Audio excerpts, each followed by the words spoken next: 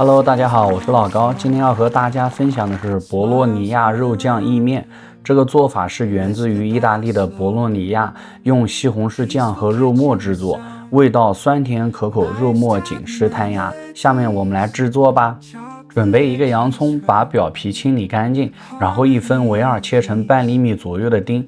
这里教大家一个切洋葱丁的好办法，先把刀打湿，这样可以避免辣眼睛。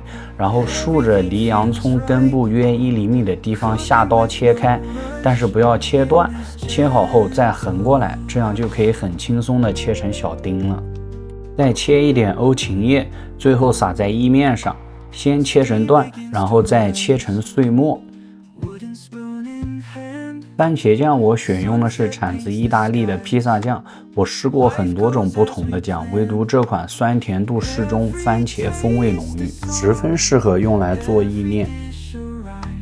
把烧好的开水倒入锅里，然后下入意面。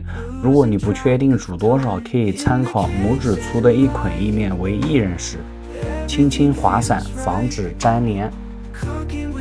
大火煮差不多10分钟就好了。捞出来的意面要放在凉水里，可以使口感更加 Q 弹。锅里放入黄油，现在来制作肉酱。下入洋葱炒香，闻到香味后下入肉末。这个肉末是我在当地超市买的现成的制作博洛尼亚肉酱的肉馅。这个肉馅是由猪肉和牛肉混合而成，如果有忌口的朋友可以根据自己的情况进行调整。牛肉炒变色后就可以下入番茄酱，小火炖煮一下，10分钟就可以出锅了。